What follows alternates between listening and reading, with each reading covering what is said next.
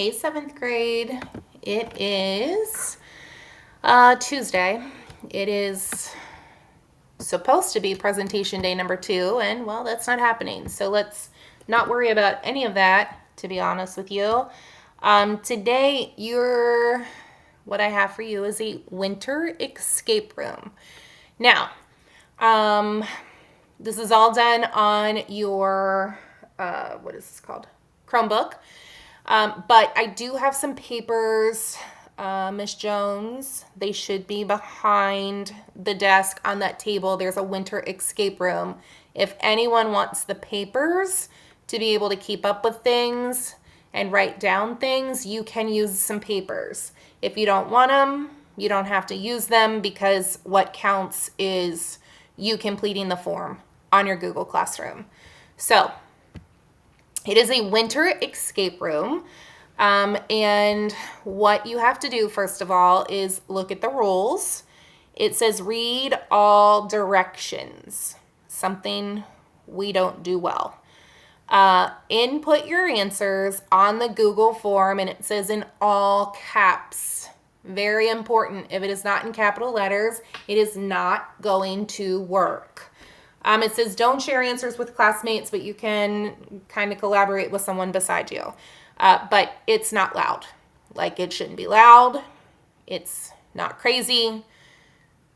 Person beside you, you're not moving around. Okay. The papers, again, if you want them, Miss Jones should have those, hopefully. And if not, well, you're just going to have to do it without them. All right, so you'll hit next. Oh, gotta hit that. All right, so there are, I want to say 5 clues. I wonder if this one will show me answers. No. All right, so there's 1, 2, 3, 4. There are 5 clues. And when you get done with all 5, it's going to say, like, congratulations. So what you're doing for the first one, you will figure out when you add these numbers together, you're going to figure out what the value is of the penguin. And then you're going to insert that number into the second row, and you're going to use the value of the penguin to figure out the value of the, I'm going to go with hot chocolate. That's what I would assume is in there. And then you also are going to use those values for the penguin and the hot chocolate. You're going to figure out the hat. You kind of get the idea. Once you figure out all 4 of those, you're going to take them all and you're going to add them together, and that number is going to be placed down here. If it's correct, it will let you go on. If it's not correct, you can't keep going. All right, so once you finish that, you're going to move on to clue number 2, which is a maze. And this is where you probably want those papers, or I guess you could trace it on here somehow, whatever works for you. Okay, you're going to number each object, and you're going to put a 1 next to the object you get to first, and then a 2. So, like, if you got to the penguin first, you're going to have a number 1. If you get to the tree, snow-covered tree, there's 7. 7th, you're going to put 7. Okay? When you get those numbers, you're going to put those numbers down here. Once that is correct, you're going to move on to unscrambling the words. After you unscramble the words, you have things in purple. And you're going to have to take those purple things and you're going to have to unscramble those. So, like, for example, number 1, the word is snowman. So I would have snowwma. I'm going to have an A that I'm going to have to unscramble. Okay? After that one, and again, reminder, it says all caps. If you don't have all caps, not going to work. I really need a drink, I'm sorry. Okay. Clue number 4. Determine which object belongs in the empty spaces. So this is kind of like a Sudoku, or however you say that word. It's 6, though, instead of 9.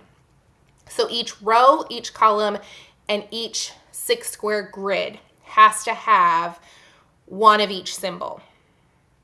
Okay, the objects in the shaded squares will be the code to unlock this clue. Look at the key below to determine letters for each object. So when you figure out what goes in 4, so these are 1, 2, 3, 4, 5, 6, 7, you're going to have to put those in order. So for example, and I don't think this is correct. Well, I don't think it's correct. Who knows? Let's say I had a snowman in E. Or snowman in number 5. The 5th space would be in E. Okay? This is using your brain. At least you don't have to present. All right, and then the last clue is you have to count the number of objects of each one of them, and then that number of how many of each, and those are in order, are going to be the code to get out. And then you will be finished. Okay, so this is where, again, those papers might be kind of helpful, like if you're counting these little cabins, 1, 2, 3, 4, 5, 6, 7, 8 of them. Okay, I did have some people test this way back before I left, and it all worked. So everything should be okay. Again, you can work with somebody who is right next to you, no moving around, and Miss Jones should have the papers for you. But again, the slides really aren't going to matter today. The only thing is you need to know your career of the day today, and it is a midwife. They provide prenatal care and childbirth assistance. Need to have a bachelor's degree, $34,660 to $121,170 per year. So you're going to help those pregnant mamas. You're going to help deliver babies. There you go. All right, ladies and gentlemen, that is everything. I hope you have a wonderful day.